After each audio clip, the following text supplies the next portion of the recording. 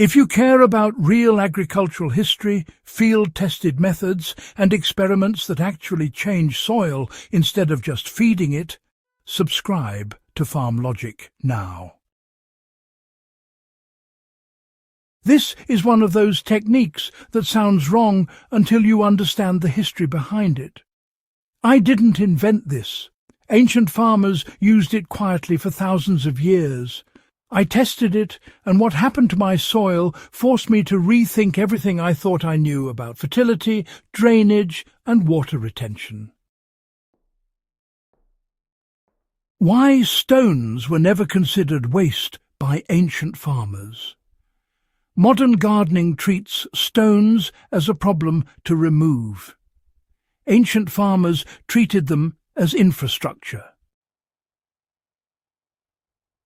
In Roman vineyards, Andean terraces and dryland farms across the Mediterranean, stones were deliberately buried or layered beneath growing soil.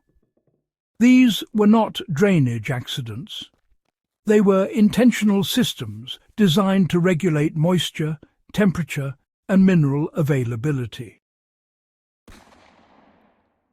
Stones were tools, not obstacles. What actually happens underground when stones are buried correctly? When stones are buried beneath topsoil, they change the physics of the soil profile. Water moves differently.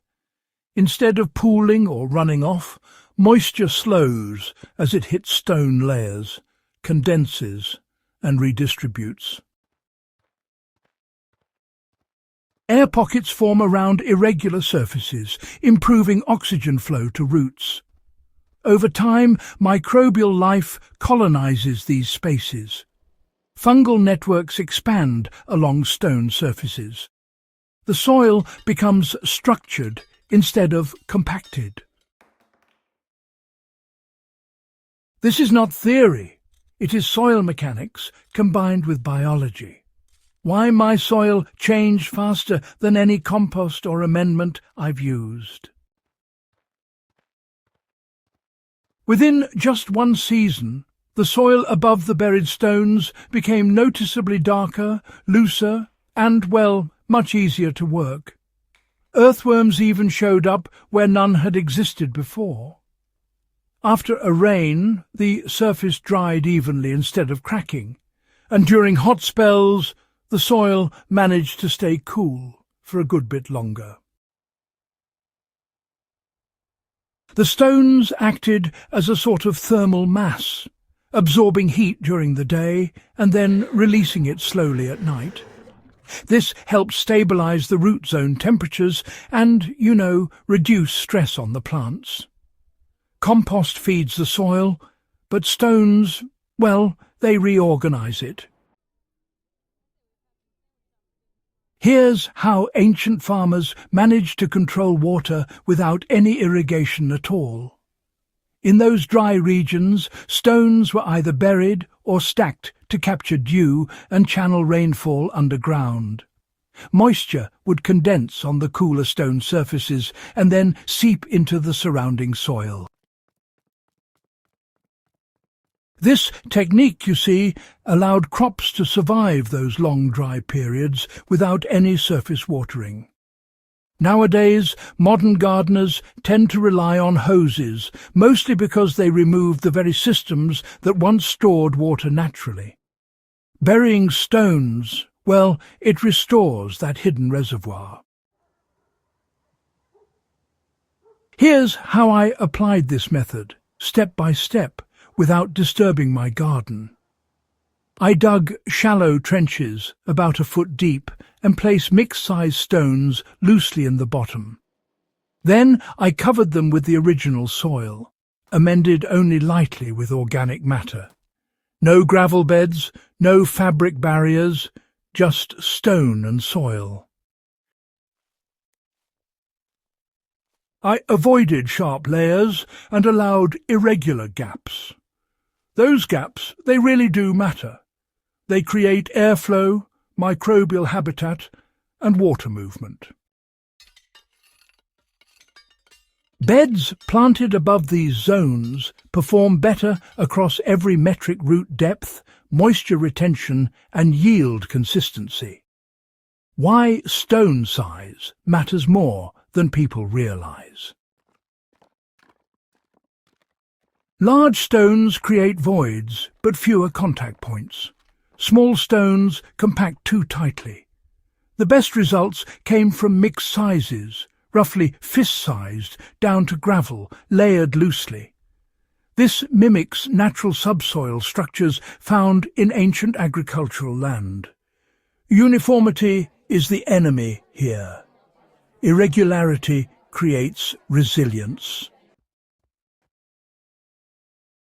How stones slowly feed soil through mineral weathering. Stones are not inert. Over time, moisture, microbes and root acids break down mineral surfaces. Calcium, magnesium, potassium and trace elements are released gradually. This slow feeding avoids nutrient spikes and supports long-term fertility. Ancient farmers understood this intuitively. They built soil not for one season, but for generations. Why this method works especially well in clay and depleted soils. Clay soils, they tend to suffocate roots and trap water. Stones interrupt compaction and create vertical drainage channels. In depleted soils, stones provide structure where organic matter alone collapses. Together, stone and soil form a stable framework that resists erosion, compaction, and drought. This is why, stone-based systems persist for centuries in those abandoned ancient fields. What most modern gardening advice gets wrong about so-called good soil is worth considering.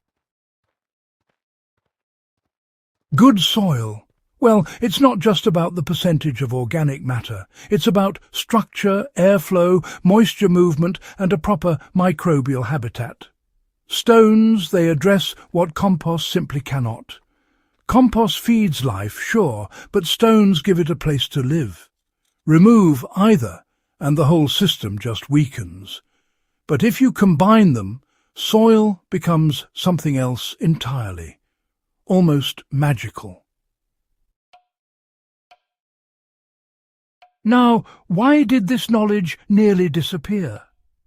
Well, mechanized agriculture, it favours flat, uniform ground, doesn't it? Stones damage equipment, so they were removed. With them went the systems that stabilise soil naturally. Fertilisers replaced mineral weathering, and irrigation replaced water storage. The results are, pretty obvious. Compacted fields, runoff, erosion, and a growing dependency. What this means for modern growers and, survival-minded gardeners. Burying stones is not about aesthetics.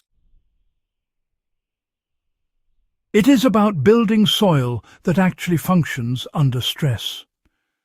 Whether you grow food in a backyard or try to reclaim degraded land, this method creates resilience without chemicals or constant inputs. It's slow, permanent improvement, not just seasonal feeding. This experiment really changed how I see soil forever. I didn't just improve my garden. I uncovered a forgotten layer of agricultural intelligence. Stones are not just dead weight. They are, structure, storage and stability. Ancient farmers knew this, and now so do you. If this kind of grounded, historically proven field logic matters to you, subscribe to Farm Logic and, share this with anyone struggling with poor soil. Some of the most powerful solutions are already right under your feet.